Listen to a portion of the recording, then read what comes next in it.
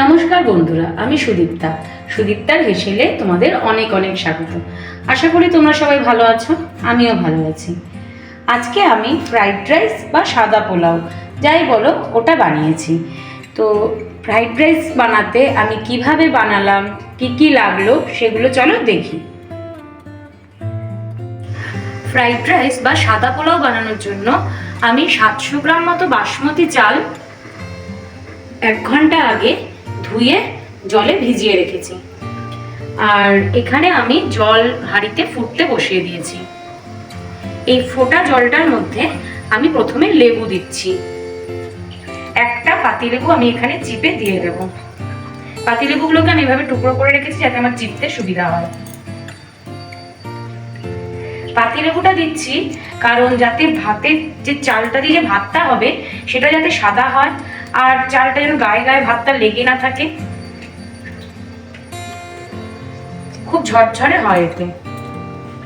আর চালটা গোটা গোটা থাকবে, ভেঙে যাওয়ার সম্ভাবনাও কমে যায়। গোটা গরম মশলা, এলাচ, লবঙ্গ, দারচিনি আছে এখানে, এটা আমি জলের মধ্যে দিয়ে দিলাম। সবজি গাজর, বিনস, ক্যাপসিকাম, কড়াইশুঁটি আমি ফ্রাইড রাইসে ব্যবহার করছি। এটা আপনারা ভেজেও দিতে পারেন, আমি এখানে একবারে সেদ্ধর মধ্যেই দিয়ে দিচ্ছি গাজর।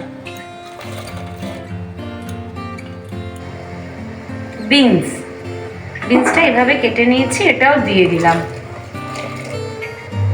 ক্যাপসিকাম আর কড়াইশুঁটিটা আমি একটু পরে দেব, এটা একটু সেদ্ধ হয়ে যাক। আমি ফ্রাইড রাইসের নুনটা এখানে জলের মধ্যেই দিয়ে দিচ্ছি, যাতে এই সবজিগুলোর মধ্যেও নুনটা ভালো করে ঢুকে যায় আর ভাতেও ঢুকে যায়। আর বাকি তো মারের সাথে কিছুটা নুন তো বেরিয়ে যাবে, তাই নুনটা একটু বেশি দিলাম।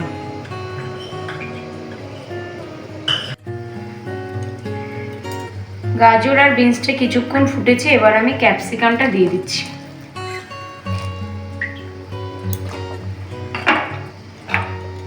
আর কড়াইশুঁটি,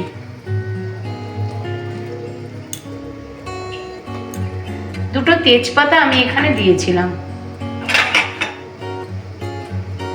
এবার এটা একটু ফুটে যাক, তারপর চালটা দেব। চালটা যেহেতু ধুয়ে 1 ঘন্টা জলে ভেজানো ছিল, তাই চালটা আমি একটু পরে দিলাম। এবার আমি চালটা দিয়ে দিচ্ছি। ভাতটা হয়ে গেছে, ভাতটার মাড় ঝরিয়ে আমি একটা সাইডে রেখেছি। আর কাজু আর কিশমিশটা আমি ভেজে নেব। কাজুটা ভেজে নিচ্ছি।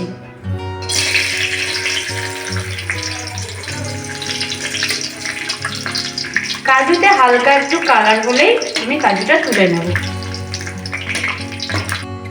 কাজুটা ভাজা হয়ে গেছে, আমি তুলে নিয়েছি।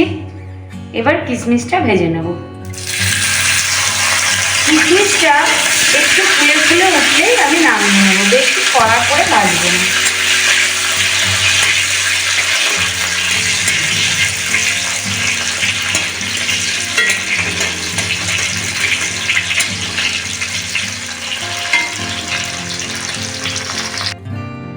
ভাতের মাড়টা ঝরিয়ে আমি এখানে রেখেছি। এবার একে একে এখানে আমি কটা জিনিস মিক্স করব। কিশমিশ,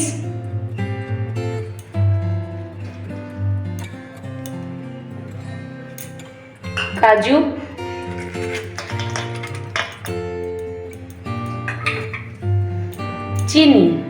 চিনিটা যে যার স্বাদ মতো। ফ্রাইড রাইসটা একটু মিষ্টি মিষ্টি খেতে ভালো লাগে, কারোর কম লাগলে সে একটু কম চিনি দেবে, কারোর যদি একটু বেশি মিষ্টি ভালো লাগে সে একটু বেশি মিষ্টি দেবে।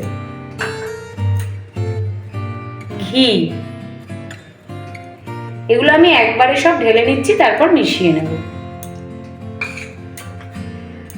গরম মশলা, কিন্তু এখানে 8টা মতো এলাচ, 8টা লবঙ্গ, দারচিনি, জায়ফলের হাফ জায়ফল আর জয়িত্রীর একটা ফুল, এগুলো সব আমি একসাথে গুঁড়ো করে রেখেছি। এটা আমি দিয়ে দিলাম, এটা পুরোটাই এখানে লেগে যাবে।